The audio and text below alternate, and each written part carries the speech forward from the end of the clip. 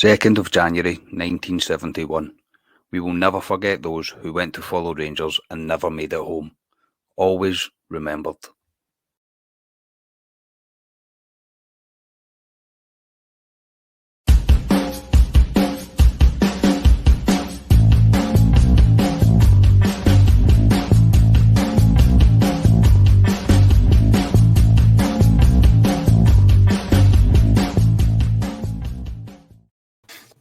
Hello everyone, we are back. Happy New Year and welcome to Club Deck Corner half-season review here on Club at 22, the the Rangers podcast.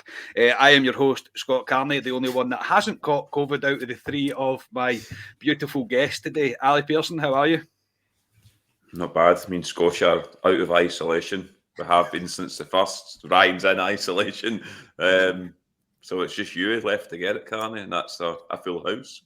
I do not fancy it, thanks very much. I'm going to try and take care of it as much as I can. I've never sanitised my hands or wore a mask as much as this. I just don't want it just now because of obviously the missus being pregnant and that, so I'm trying to avoid it as much as possible. Scott Gemmell, how are you? Fully recovered, mate? Yeah, I escaped on the first, so I enjoyed a wee visit to the pub finally. But it seems like an age since we've done this. I know we were just saying before we started recording. I don't know how I'm going to be able to handle it. I'll forget what I'm speaking about at times because it's been strange as well. We're not having any Rangers games over the period. Yeah. So I'll see how this goes.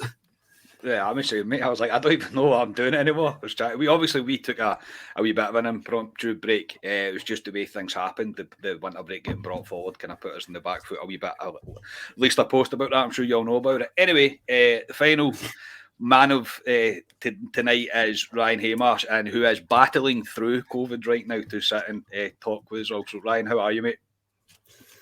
Yeah, it's all good. Happy New Year to you boys. Happy New Year to everyone who's watching and listening. The darts has got me through this period. Really enjoyed that, but it does feel like I'm on isolation day 180.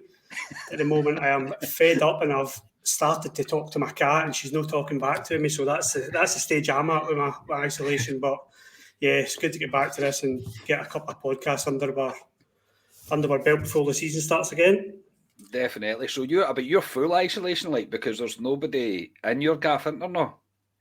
It's pretty much my life, Scott, to be honest, but thanks for highlighting that in a live pod. That's great. Cheers. No, I mean, like, even your boys, like, you can't, obviously, your boys and that kind of come over, obviously, so... No, the boys can't come over, and but they could text me or phone me, but they choose not to do that either for some reason.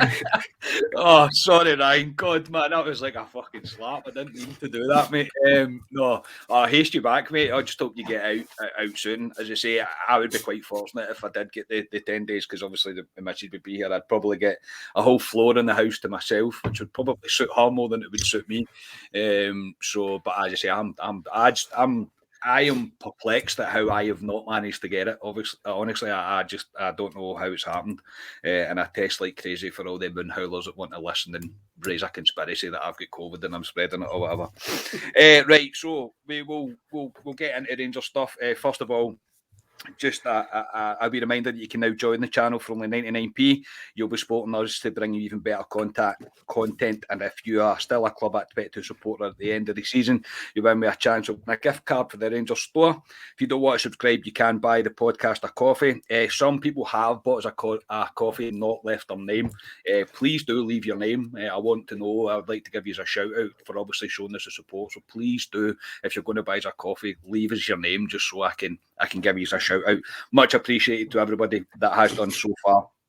And always, please subscribe to the YouTube channel and smash the like button on our videos, as it goes a long, long way. So we are going to do a half-season review. We're going to discuss a number of different things. We'll discuss Gerrard time. We'll discuss the start of Gio's reign. But obviously, there is only one place to start, lads. We're recording on the 4th of January.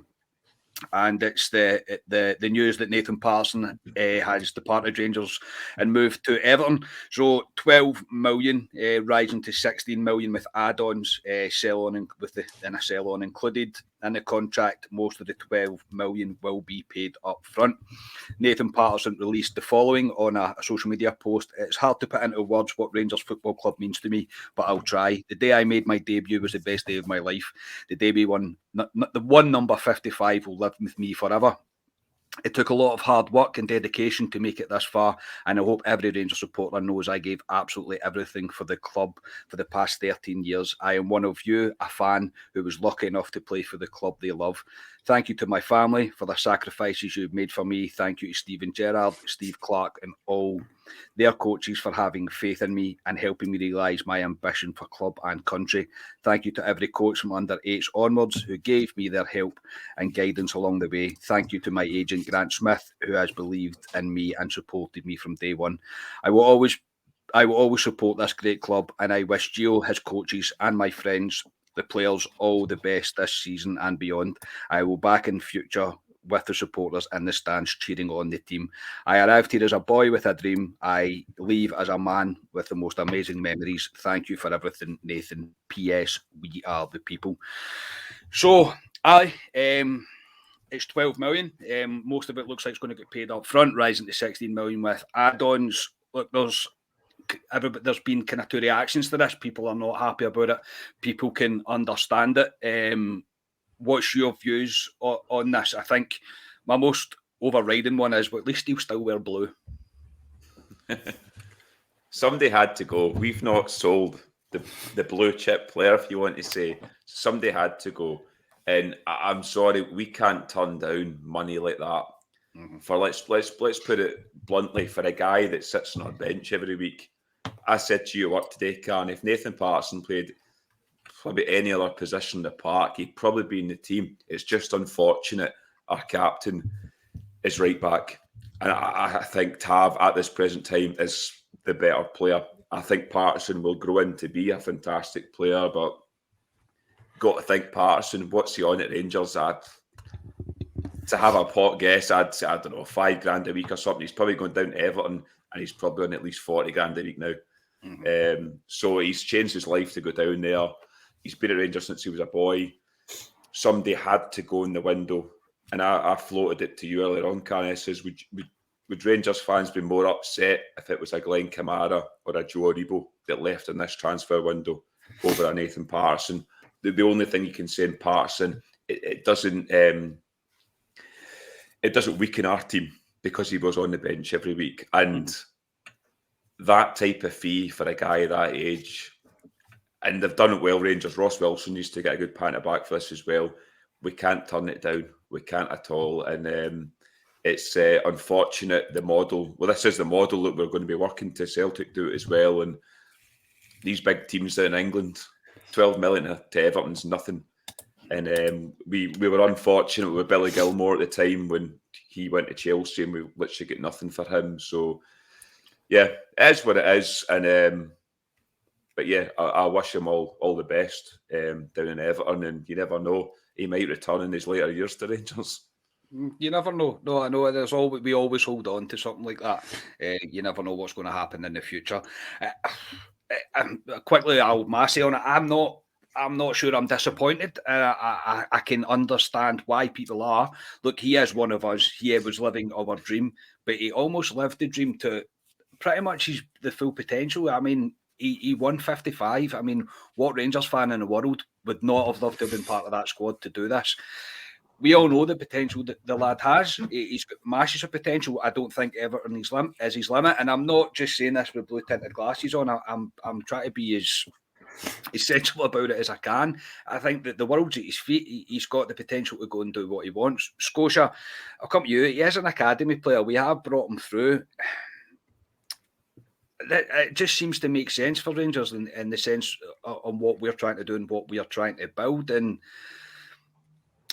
I don't know. I'm not too disappointed. How are you feeling? What's your take on it all? Yeah, well, I would say I'm disappointed, but I think I'm just disappointed because I'd like to have seen him get the chance later on, and I wish him all the best going there. So I'm not overly disappointed, if that makes sense, but I would have loved for him to stay around. But we spoke about this in Boxing Day, that you know, as Ali was saying, would he have got a game over Tav? Tav signed a contract extension into this season till what, 2024 or 2025. So unless something drastically changes there, then Tav was going to be playing almost every week. So where does Nathan Patterson fit in? And it's this opportunity's arisen for him. And it's a wee bit similar to Gerrard in that respect. That is he going to get this big an offer again to go down to a fairly decent club? You know, Everton aren't hitting the heights that they were perhaps 5 or 6 years ago, but they're still one of these big clubs in the English Premiership.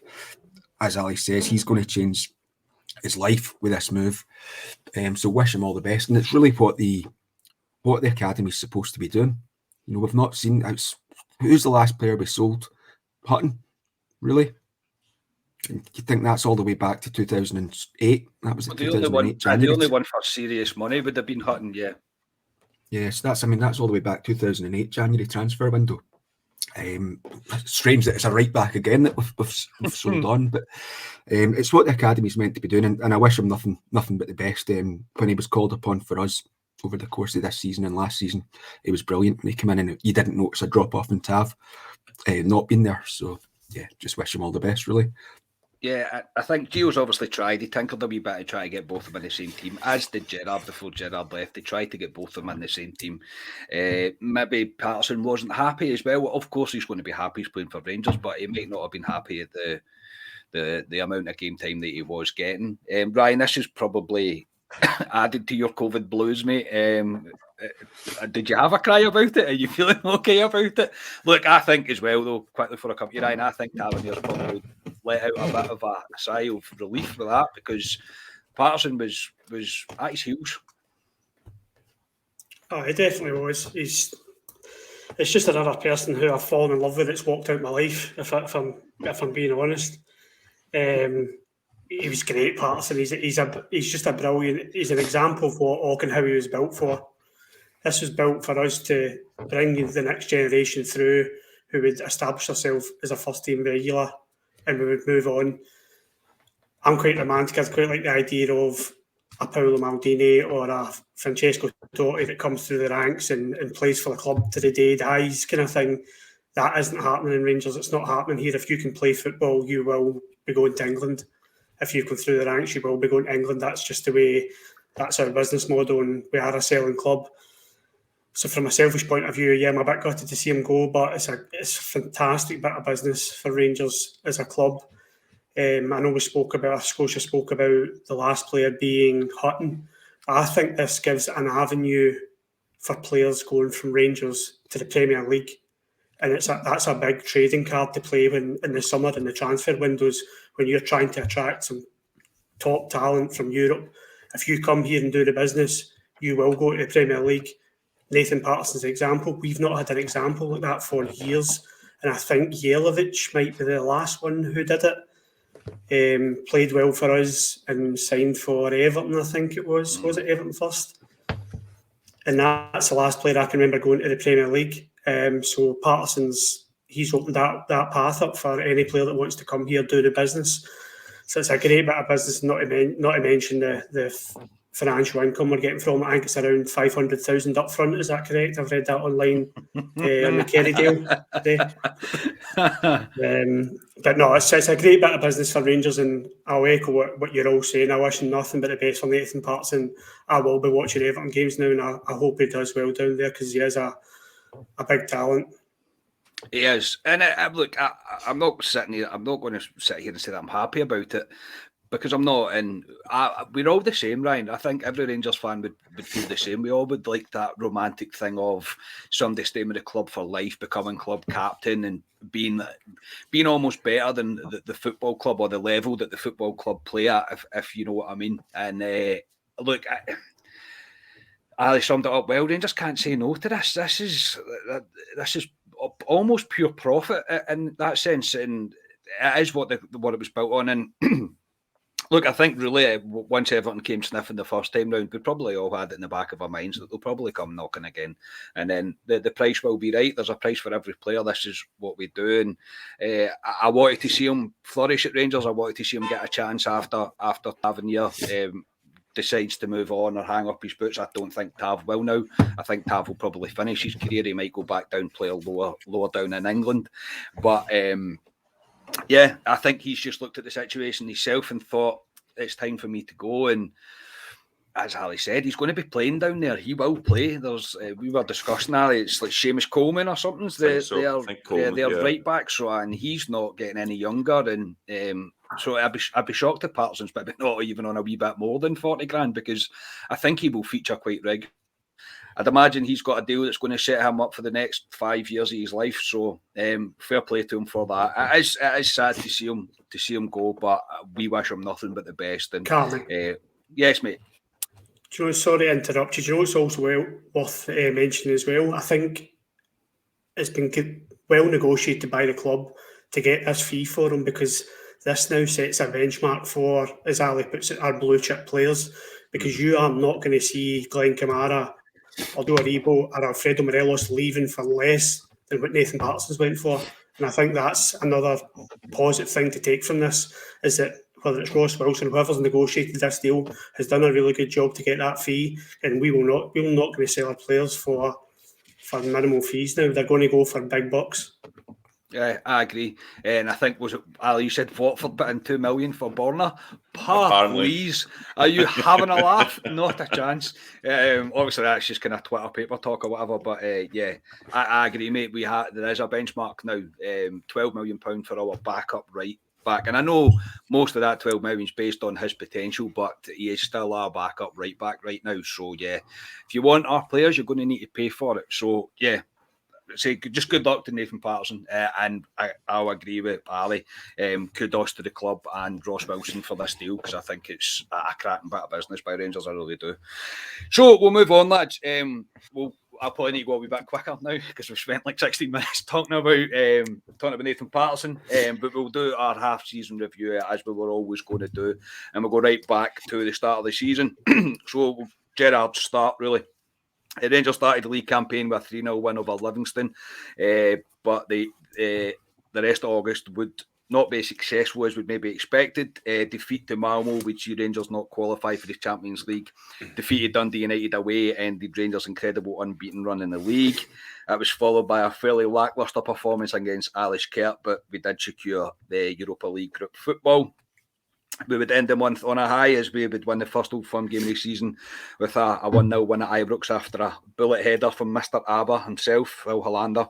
Had us all feeling it in the air, and that was with a COVID and injury-stricken team. So Gerrard's start, Ali, was by no means terrible, but it wasn't what we had come to expect either. Obviously conceding 2 goals against Ross County as well. There was warning signs that something wasn't quite right. Yeah, even the first game of the season, when we were lucky enough to get in the ballot for the Livingston game, 3-0 flat at the Rangers that day, to be honest. That was never a 3-0 game. It was 2 late goals against Livingston, Yeah, and we kind of huffed and puffed in that game. And the Malmo game was the major disappointment, because I think we all looked at Malmo and probably a bit of disrespect to Malmo, to be fair. And I know a lot of their fans come on our podcast and had a go at us saying we were disrespectful, and we probably were at the time, to be honest, because you look at the name Malmo and you think that we should be taking care of them, and they took care of us, but we should be beating teams at Malmo. That was a massive chance to get into the Champions, or to get into the next round, to get into the Champions League and that big pot of money. So that was a major disappointment at the start. Losing the unbeaten run, Dundee United, we weren't great again, but it was always going to end at some point. But it's just the manner of that game.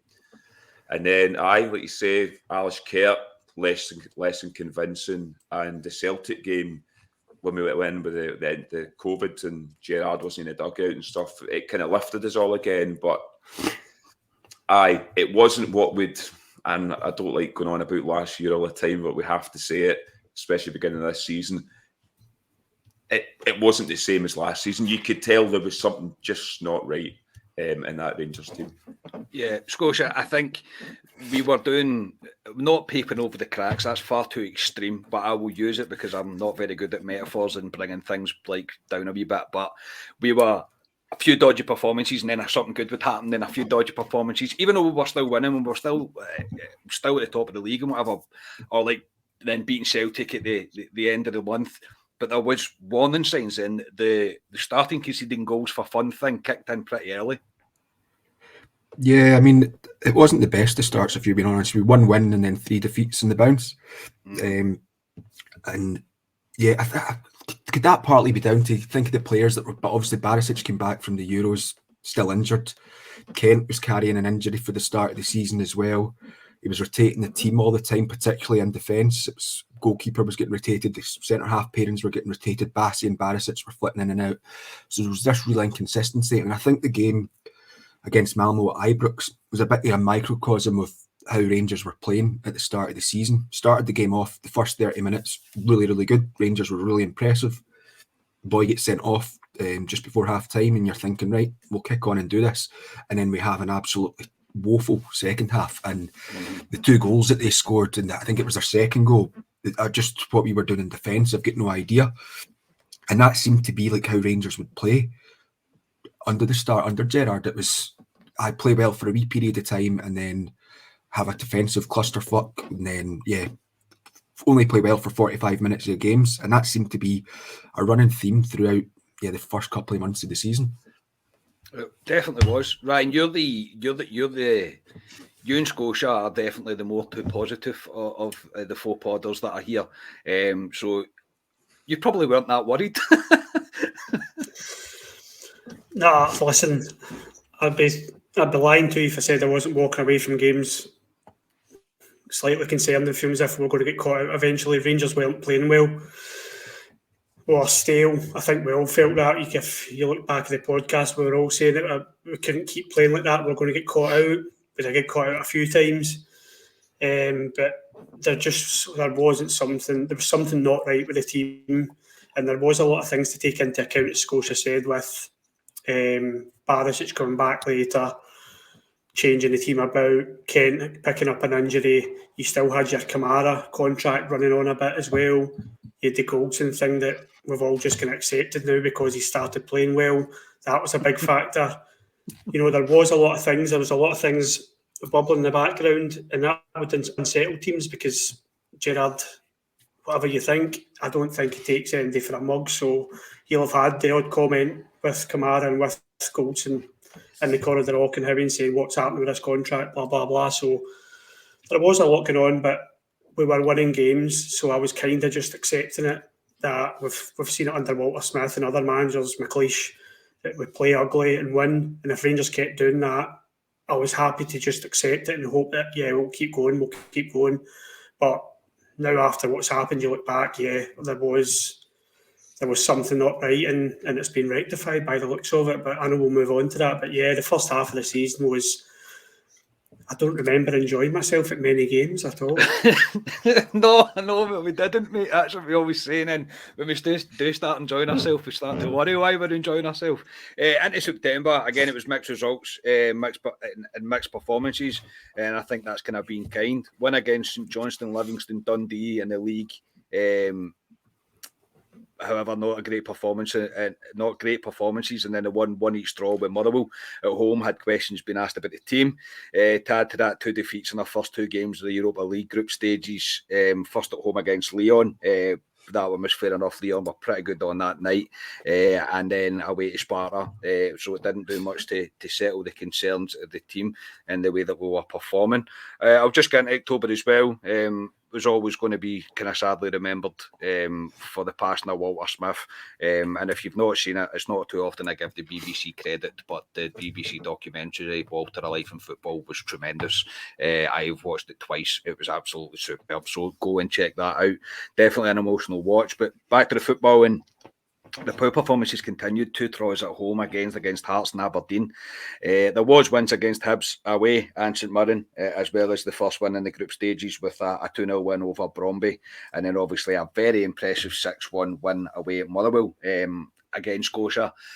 We had the ups and downs of what was going on. Obviously, the sad news about Walter passing kind of made us all kind of look at things a wee bit differently, look at football a wee bit differently, and then we hit out with a 6-1 win out of nowhere against Motherwell, and we all thought, okay, we're back, this is it, here we go. Yeah, I was penciled in that Motherwell 6-1 game is because Rangers again. We followed that up with a 4-2 win to Ross County, although they got a late second, so it was really a 4-1 kind of game. But Rangers, they looked as if we were maybe just starting to slowly creep into gear. And I know Arfield said in one of his interviews in RTV that the players themselves felt that we were maybe just starting to get there. I think you're right. The Walter news probably did knock some people for 6 when it happened. Maybe McGregor, I think, probably stands out in that respect because obviously he played with him and Davis as well. But yeah, we looked as if we were still a wee bit stuttering because I remember, I don't know if I said it on the pod, but I think I definitely said it to you before or after we'd started recording that if we can win against Hibs, Aberdeen and Hearts in October, that I would feel fairly comfortable that we're in course for the league title. And we obviously get those 2 draws against Aberdeen and Hearts. So it looked as if it was improving slightly, but it was improving too slowly for my liking as well at the same time. Yeah, Ryan, we were making hard work of things, and I think, again, that's probably putting it quite kindly. You're putting it kindly indeed. We were conceding goals quicker at Ibrox than the guys behind me were fucking moaning. It was becoming a thing. We were conceding first 10-15 minutes of every game. It was a challenge watching it, and it was a thing. I don't know if it's concentration or it just we were becoming a problem defensively, and compared to I'm the same way earlier. I don't like touching on last season too much, but we were relentless last season with scoring the first, second, third goal. But we were down 1-0 before we even kicked into gear, and we were our own worst enemy. So yeah, things had to change, and thankfully they did. But it wasn't a great period for us. We were dropping. What was that? Was it 6 points we dropped at home in October? 3 draws. Home games. Yeah, no, 2 draws. Was that the 3 games? Yeah. No, I think that was the 3. Yeah, that was the 3 draws. Yeah. Yeah, so it was a terrible period, and I was the same as Scotia. I thought you're looking at the fixtures and you're thinking if we win these home games, then we're in a great position. But yeah, we made hard work of it. Yeah, Ali, I was getting a wee bit sick of meeting you at half time, mate. You just been in a fit of rage. No, I wasn't overly happy. I mean, three draws at Ibrox against. I mean, and Motherwell, even Aberdeen as well. To be fair, I mean, the goals we gifted were comical. Yeah. It really was. I also didn't like, and I get why they did it, how we unfurled the championship flag against Motherwell. I would have rather we just did it against Livingston. It seemed to drag on this 55 into it. And every time we unfurl a flag, we always drop points. And obviously we dropped points against Motherwell. I just thought that dragged into it. But it was worrying because you looked at we always look ahead as fans, and we all knew December was not far away, and it was a dreaded December.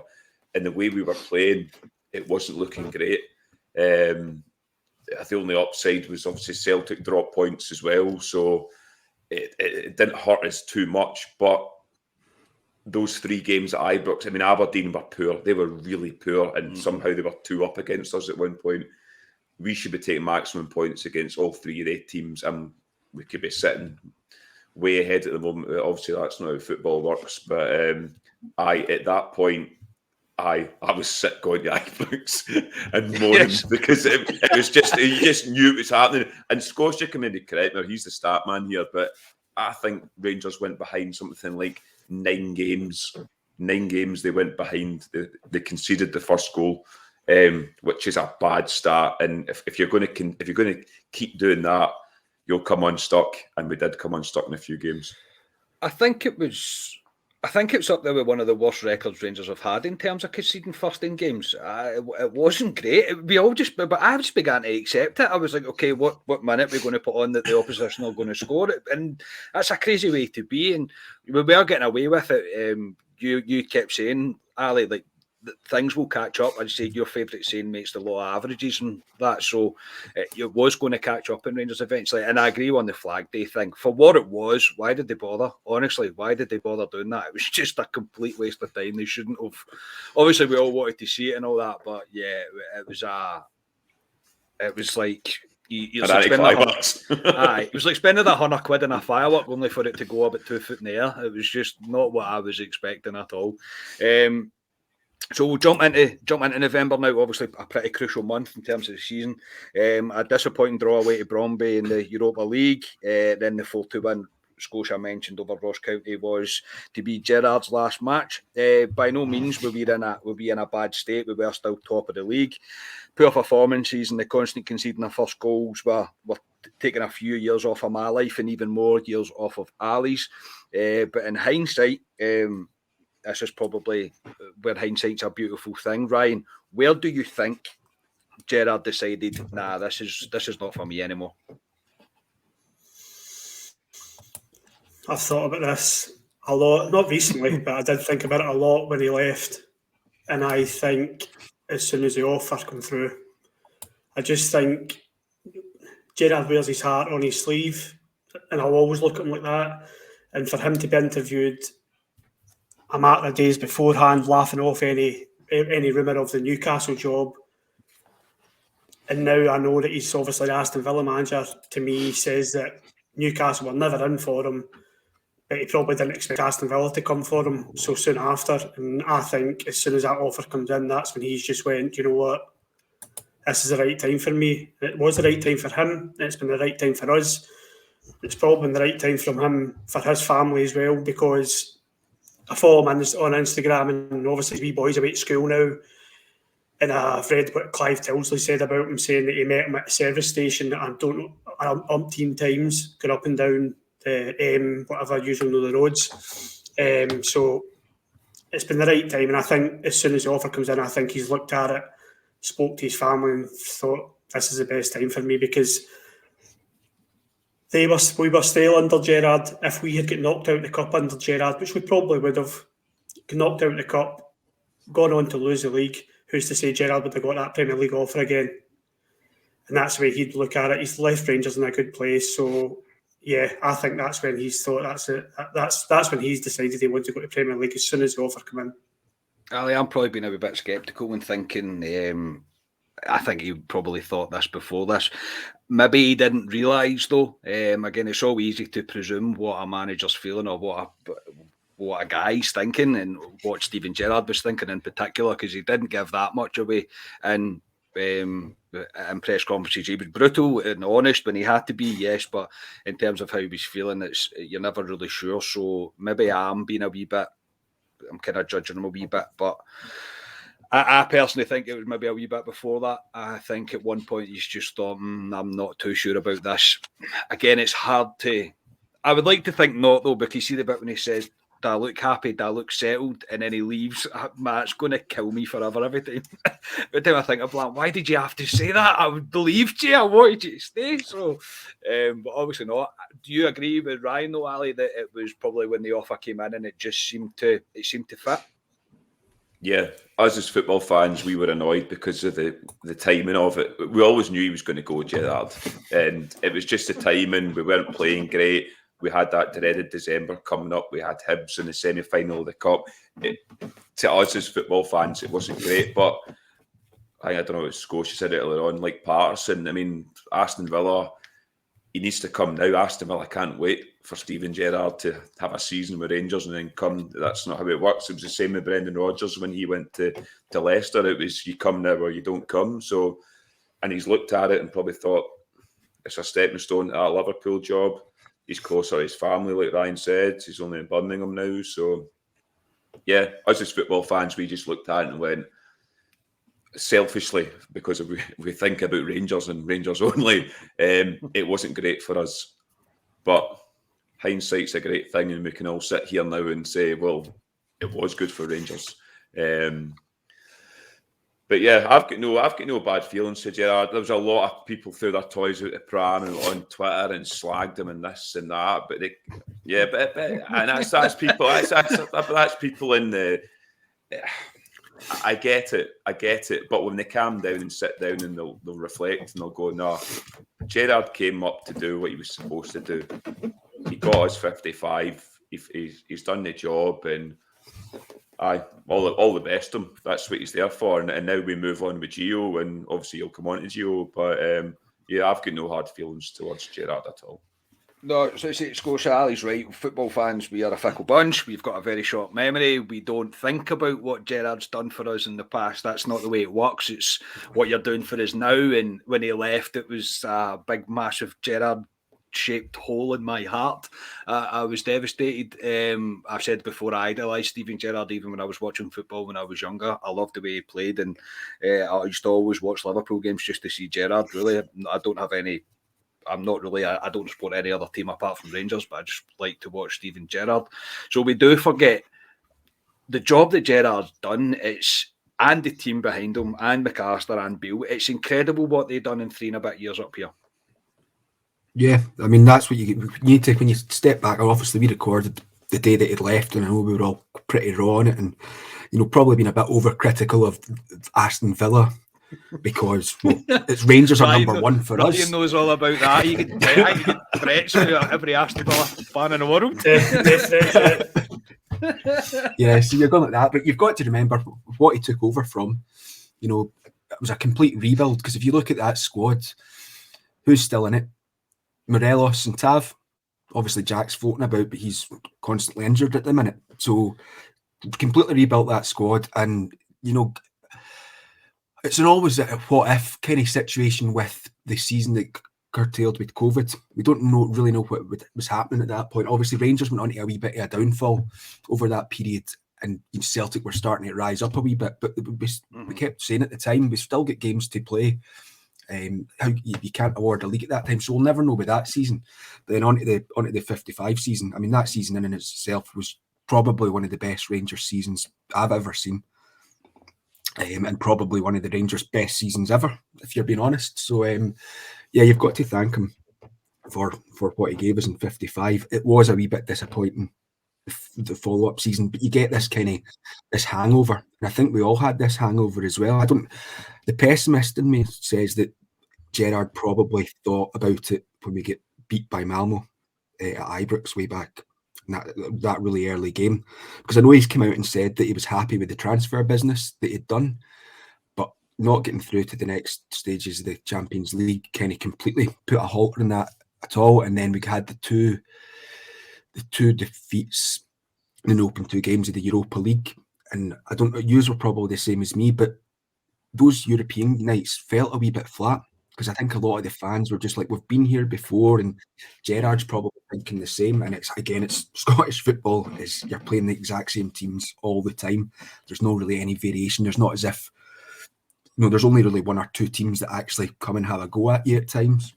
So, as Ryan says, the opportunity arises from, and you've got to remember, Villa are a big club.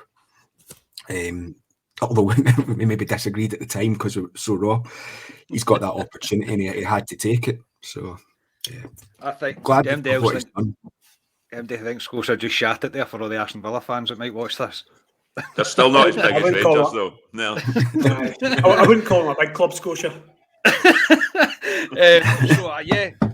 Gerrard was gone. We were then managerless for the League Cup tie against Hibs at Hampden, which resulted in a 3-1 defeat. But the less said about that game, the better, lads. I am going to pretend that it never happened, and we will move on from it because there was no manager there. So it was the end of Gerrard's era and the beginning of Gio's reign as Rangers manager. Speaking of new beginnings, it's a happy new year's from our sponsors over at Manscaped. The ball is officially dropped, but that does not mean you have to drop the ball on your balls. Step your game up with Manscaped Performance Package 4.0. Join the 4 million men worldwide who trust Manscaped to help them ring in the new year with the right tools for the job. Get 20% off and free shipping with the code CLUB@22 at manscaped.com. That's 20% off with free shipping at manscaped.com. manscaped.com with the code CLUB@22. Have no regrets this year with our friends at Manscaped. I mean, my missus was so impressed with the condition and smell of my balls that she's now pregnant. So I'm not saying that Manscaped, if you use Manscaped, you'll get your missus pregnant or anything like that. No guarantees, but she liked the shape of my balls and the smell of them. So, and she's managed to get pregnant. So, I mean, something works. Anyway, less about my balls and more about Rangers. So we'll move on to Giovanni Van Bronckhorst, lads. Just before I do, obviously we thank Manscaped for their continued support. They really have been absolutely superb with us. So thank you to the guys over at Manscaped. The second Dutch revolution begins at Ibrox, if you like. Gio was appointed as the 17th permanent manager in our history, and the start he's made has been nothing short of remarkable.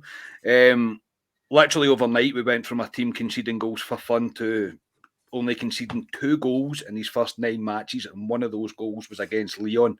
A record of 9 games, 8 wins and 1 draw. Ali, where do we start with Giovanni Van Bronckhorst start his manager career? I don't think any of us would have seen it being this good. No, that's mental. I mean, from where we were, I mean, that I know you don't want to talk about it, but from that Hibs game, who John Hartson come out and says that Van Bronckhorst should have been in a dugout for that, but what John Hartson doesn't realise is that he didn't have a work permit, so he couldn't legally be in the dugout. So there you go. But from there, we looked at each other and thought, and I know we keep saying it, the dreaded December was coming up with away all these teams, and his results are remarkable. I mean, to keep all these clean sheets as well from where we were, it's mad. He's tinkered slightly with certain things. The fullbacks aren't as high as they usually were under Gerrard. Ryan Kent, he likes sticking where he should be as a winger. Morelos is through the middle now. Joe Aribo's just behind Morelos. So he's tinkered about with the team, but it's like, I don't want it to be disrespectful to Gerrard, but it is kind of like night and day from the start of the season to where we are now. I mean, before the league gets stopped for a certain football club because they, let's be honest, shat the bed because they had a few injuries, we were flying. He's been desperate to say that since we started, by the way. It's true, though. It's true. Now they've brought in half of Japan and they can maybe get the game postponed now when we play them in February. So we'll see what happens there. But no, Rangers have been flying. I didn't want the league. Obviously, selfishly, I didn't want the league stopped because we were coming up to play Aberdeen, and obviously we were going to play them. And I honestly fancied Rangers to take 6 points. The way we were playing the game at Boxing Day, I thought was a joy to watch. Rangers. I know me and Scotia had COVID at the time, but that was a joy to watch Rangers in that game. I thought they were outstanding at times. Joe Aribo went to another level under Van Bronckhorst. Barisic has came back to the Borna Barisic we know, and Alfie's scoring goals again.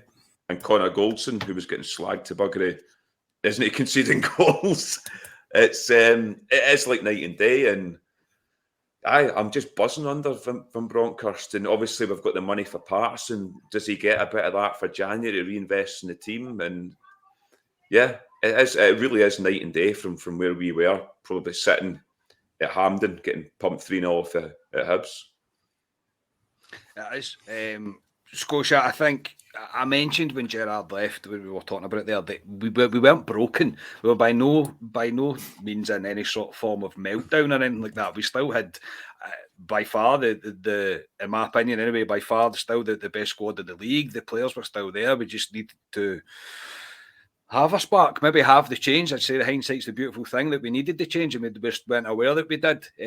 Obviously, the Hibs game was a disaster. We all know what that was. It's just one of them things that we'll have to move on and forget about, unfortunately. But there wasn't massive changes to be made, but the changes that he has made have not completely turned the team around, but the performances and the stubbornness of this Rangers team is like, you can't score. Nobody can score against us.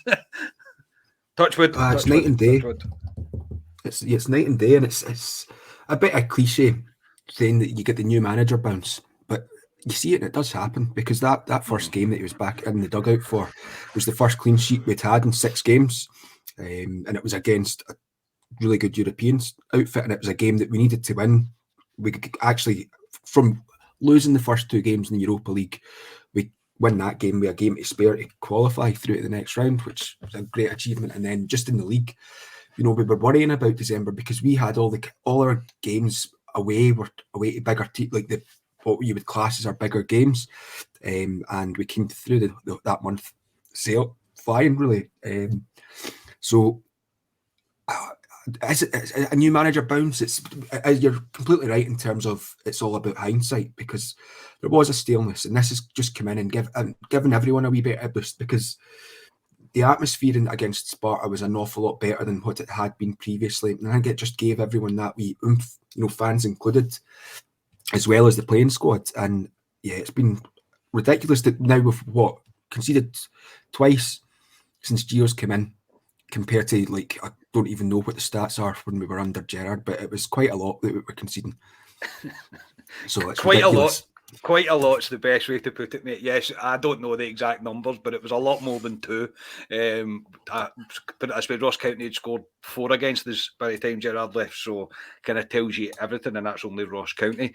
Ryan, what's been the biggest thing that you've been impressed with Gio? It could be, it can be just the fact that we're not conceding. It could be a tactical kind of twinge. What's the thing that you're most impressed with him? His ability to identify a problem and change it. I think he'll do it with his starting lineup. Obviously, Stephen Davis isn't getting a lot of game time at the moment, and I think that's the right decision. I don't think he's been playing well. Stephen Davis is a legend. He's been outstanding for us. But one defensive midfielder, as I always say, is plenty against most teams in Scotland, and Gio has identified that as a problem with the previous regime. We completely overpassed this season. There was constant 10-yard passes side to side, which isn't needed. You need one man in the middle, intercepting the attack, and also moving the ball fastly, recycling the ball for the attackers. And Kamara's the man for that. He's the best player in the team to do that job. I think that's been the biggest thing that's impressed me with Van Bronckhorst and his coaching staff, but also his ability to change it during the game as well.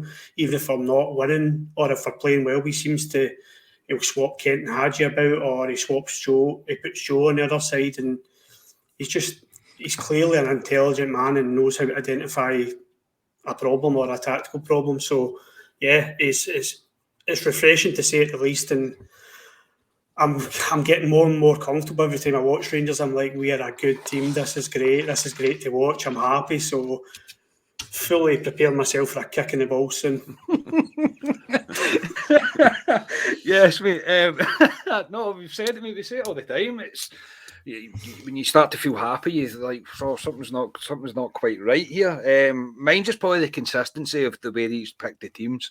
I think that it goes underestimated how much of an impact that can have on players, and it seems to have sorted things out, especially at the back for us. With Alan McGregor, Goldson, even Bassey. I mean, what is he? Our 4th choice, 5th choice centre back if everybody was fit. Like, and we're solid right now. We're very good at the back. So mine would be just the consistency in the team.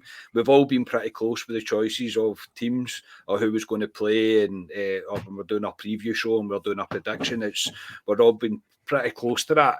With Gerrard, I was never anywhere near Steven Gerrard's choice of team, like, especially that game I met you, Ryan, before, and we had a midfield, I think it was Bacuna was starting, and I can't remember who else started. We were kind of like, what's happening? What kind of team is this? Like we just weren't expecting it. So to me, I think the consistency has helped.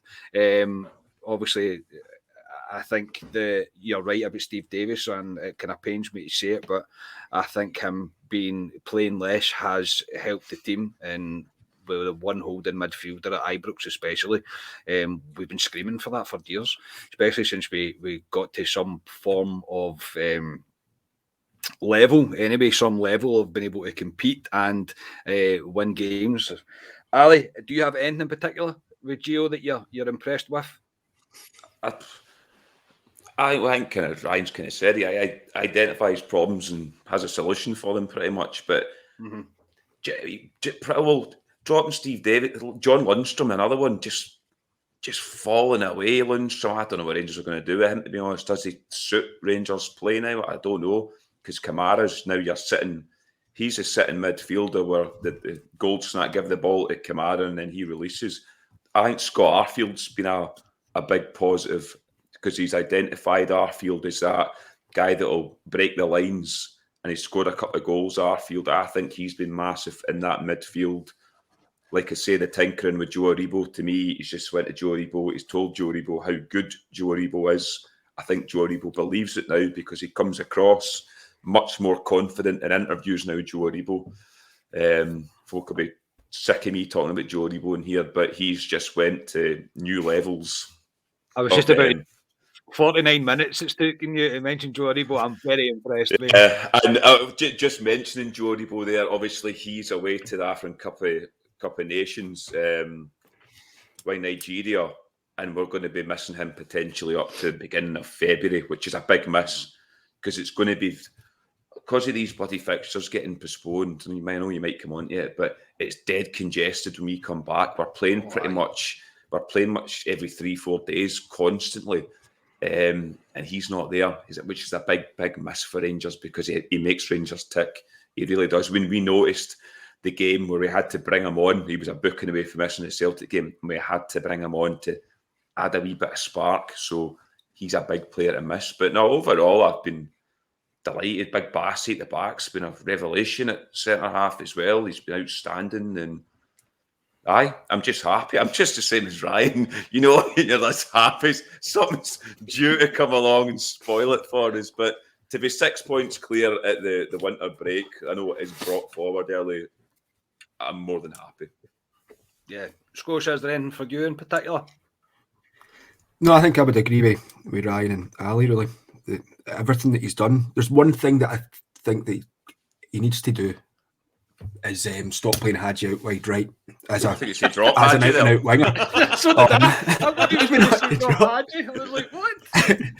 No, not play him out far wide right because it doesn't suit Hadji. But that's been the only thing that I can fault, and it's just the slightest bit of fault. It's not even a big fault, but everything that he's done since he's come in seemed to suit the team really well. So I'll just be repeating everything that's gets said. That's fair enough. So we'll move on to signings. Now, this is a bit difficult because Steven Gerrard made these signings, so it's a bit difficult to try and judge it. But we'll kind of finish up with what we expect from this transfer window. Obviously, now that the news of Patterson leaving. Ryan, I'll come back now. Scotia, I'll come to you first. Obviously, because you didn't really get a say with that there. The summer signings were Sakala, Bacuna, Lundstrom, Offerbaugh. Obviously, we all know about Offerbaugh. I seen his social media post over the festive break there, man. I couldn't believe it.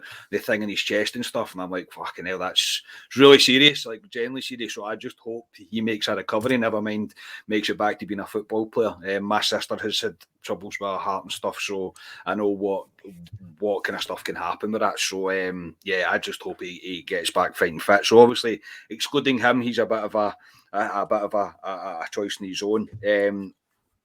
Who you been most impressed with? Who's kind of flattered to deceive?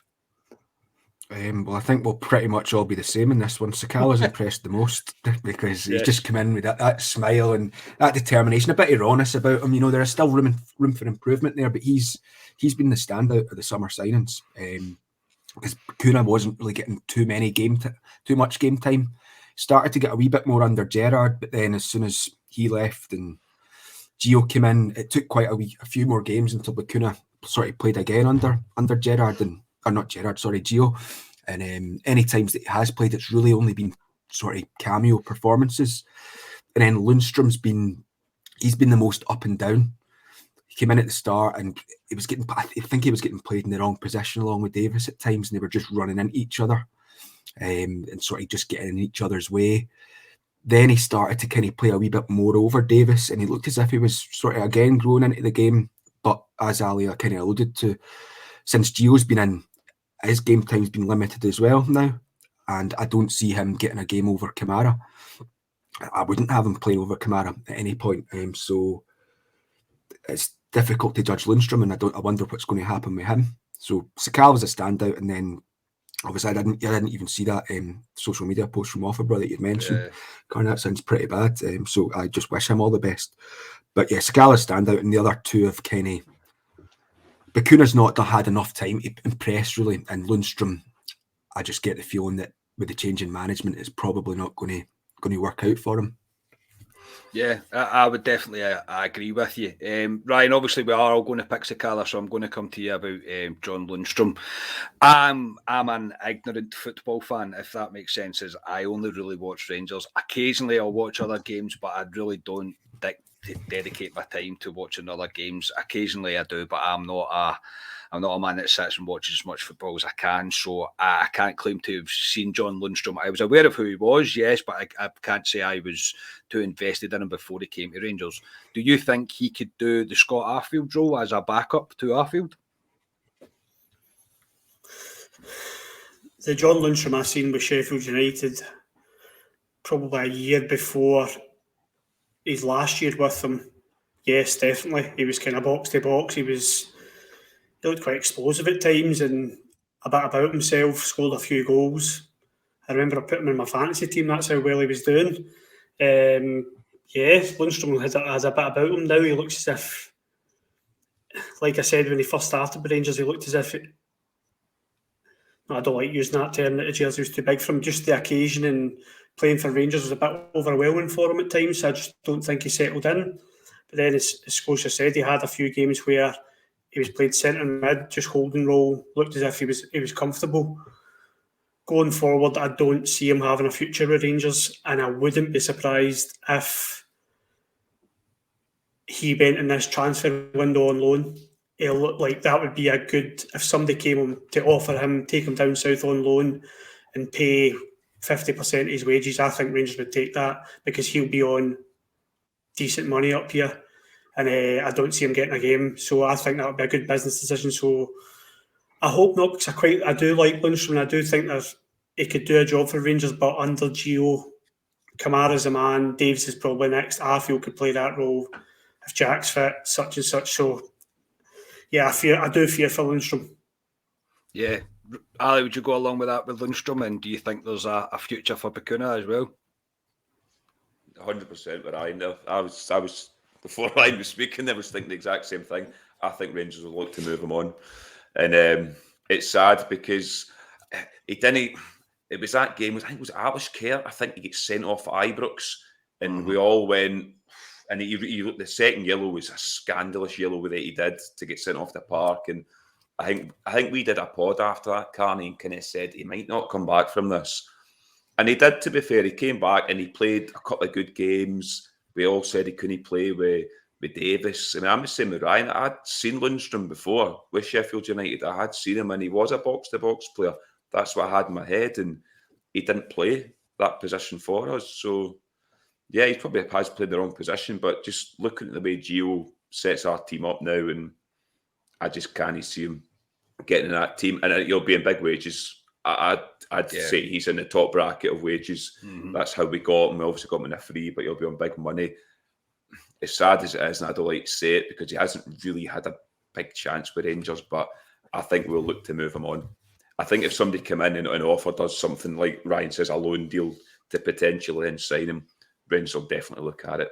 Because we need to look at bringing players in January now. We've got a bit of money behind us with the Patterson deal. So, yeah, as sad as it is to say, I agree with Ryan. I think John Lundstrom could go in this window.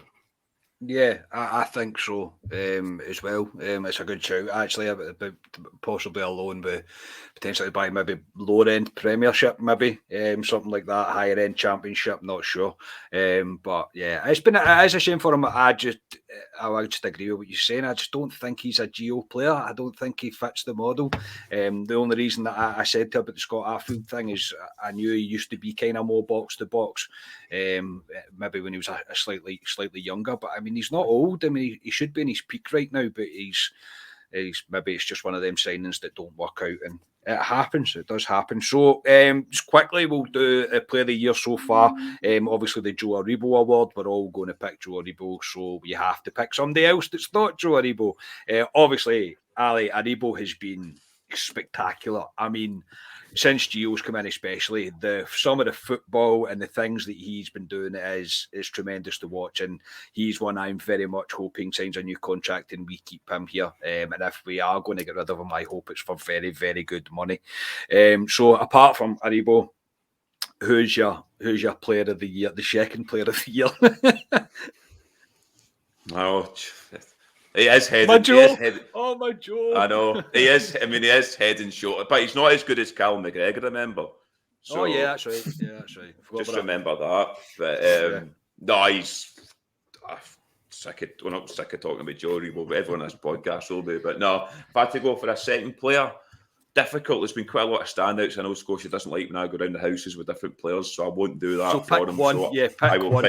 I will pick one player, and I will pick Joe Rebo's best pal at Rangers and in the park. They've known each other since they were young. I think Glenn Kamara just shows what a Rolls Royce for a footballer he is, even sitting at this more deeper role that he does now for Rangers. Finland, he's more further up the park. I just think he can play anywhere, Glenn Kamara.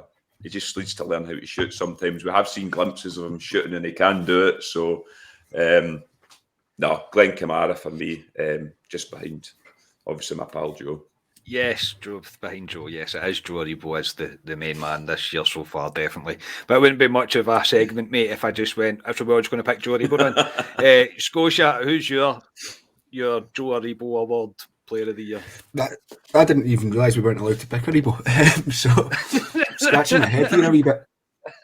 Because Scotia. As you've been saying, Aribo is head and shoulders above everyone else. But as Ali's gave it to Kamara, he would probably be my second choice. I'll go with Morelos. I know he's maybe been a wee bit inconsistent in patches in the middle, middle to end of Gerrard's period.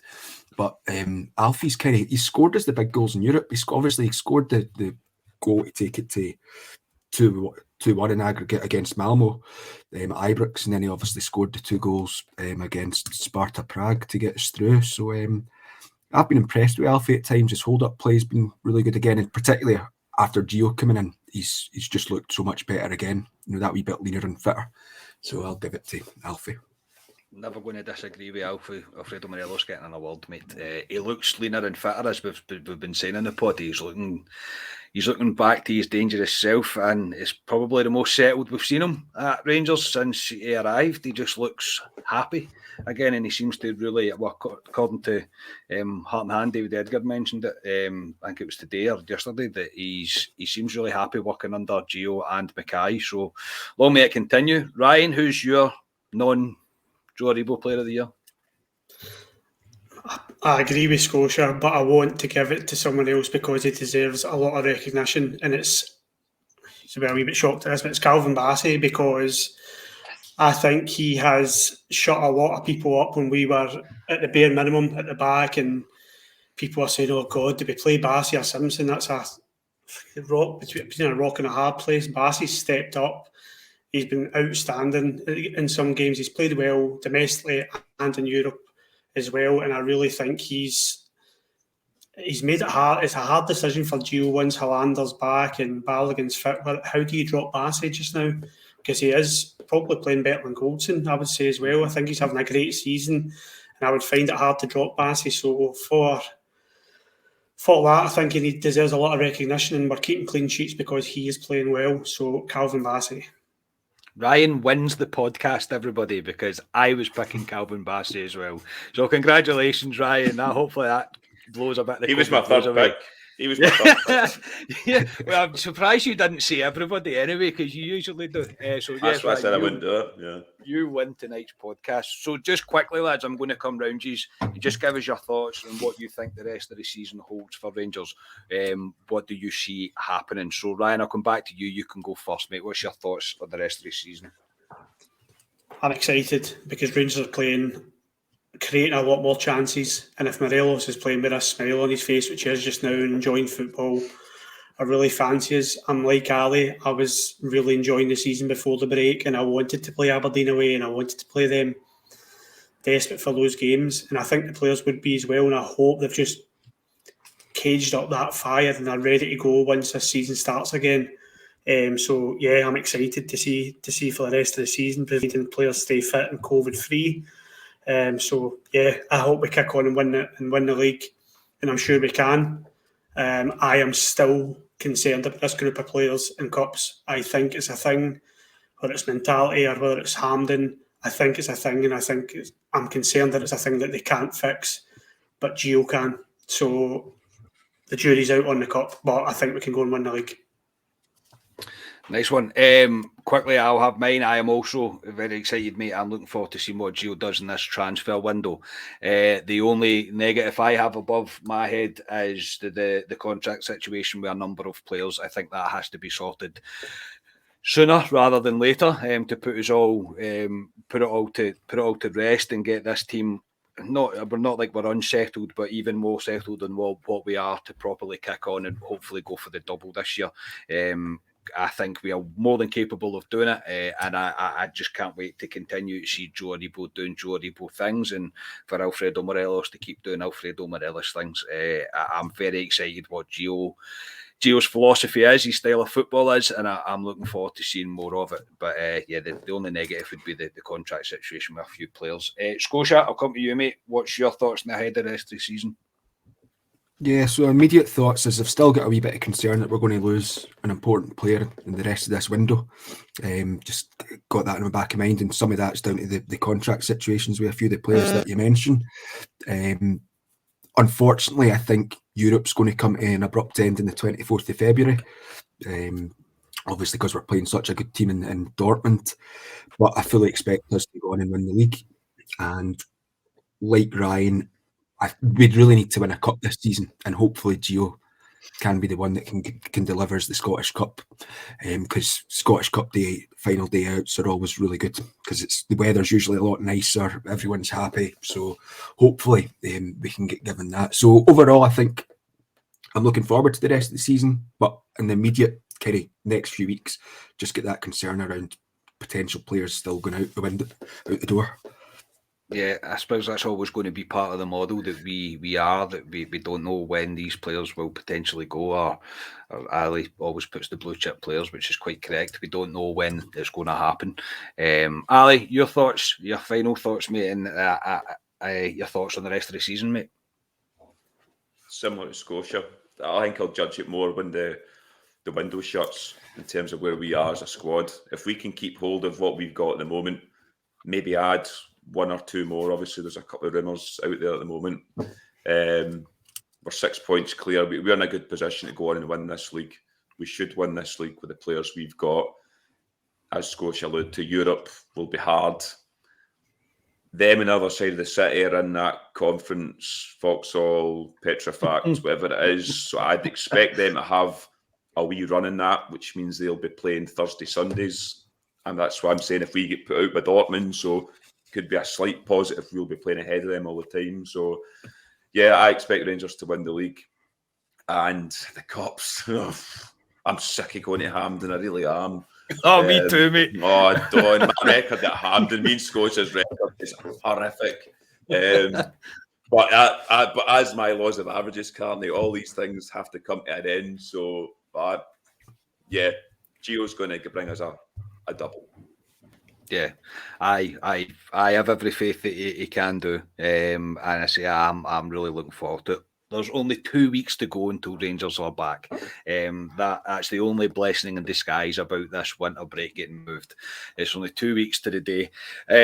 So yeah, obviously I don't know when we're going to get back into Ibrox, but that's a whole nother podcast, and let's not end on a negative like that. Lads, thank you for that. God, it's good to be back. I have missed. I think that's the longest we've ever been without recording a pod since we've started this podcast. And yes, I have missed this. So, Ali, thank you very much for your time tonight, mate. No problem. That was a good one. I quite enjoyed that. So, like you say, 2 weeks to wait till we play the Sheep. I think it is the first game. Yeah. So yeah, I'll look forward to that. Scotia, thanks very much, mate. Cheers, but 2 weeks feels like far too long, if I'm being honest. The darts have got me through so far, but now that that's wrapped up, there's going to be a gaping hole in my life for the next 2 weeks where Rangers should be. Yes, Ryan, thank you so much for battering through COVID, mate. I seen you mute yourself a few times, mate. Hope you get back to fighting fit soon, man. Yeah, all good. As you said, 2 weeks until Rangers play again. I should be out of isolation by then. I hope you are, mate. God, honestly, I really hope you are. So yeah, as you say, that'll do us. It is very good to be back. Shameless plug, as always. Please subscribe to our YouTube channel, like the videos, give us a wee 5-star rating on Apple Podcast, leave a comment, follow our socials. It really does support us. Thank you again to all our Club at 22 supporters and coffee buyers. You really are supporting this podcast to grow and get better. We cannot thank you enough. Thank you everyone who subscribes to this channel, who leaves us a comment, likes the videos, and people even listen to us audio only. We really do appreciate it. It's been a great year, and we're looking forward to the year ahead and continue to do this. We are continuing to grow, and we cannot wait to see to continue to bring you our nonsense over the rest of the season. And that was perfect timing for me to say nonsense, because I have been kicked from this and I have got no idea why my audio's decided to stop, my videos decided to stop working. So you just have to finish with these 3 beautiful faces and listen to me. But again, Happy New Year to everyone. Haste you back, Rangers. We miss you. We are Club at 22, the Rangers podcast, and we'll speak to you all next time. Cheers, everyone.